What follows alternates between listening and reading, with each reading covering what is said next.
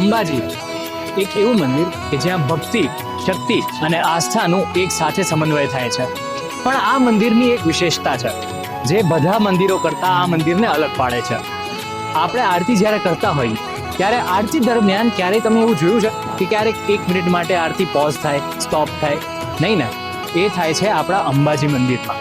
જય આદ્યાશક્તિ જ્યારે આરતી થતી હોય છે એ ટાઈમ પર એક પંક્તિ આવે છે, તેરે સે તુલજા રૂપ તમે તારુની માન.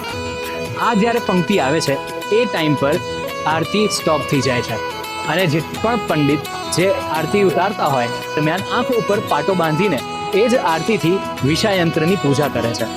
અને આ જ આરતીના લીધે અંબાજી મંદિરની આરતી બીજા બધા મંદિર કરતાં અલગ પડે છે.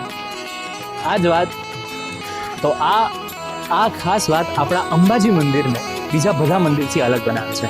તો આ વખતે ભાદરવી પૂનમ મહામેળા 2025 દરમિયાન તમે પણ આરતીનો લાવો લેવાનું ભૂલશો નહીં. જય મા અંબે. આવો જઈએ મા અંબાના ખોળે.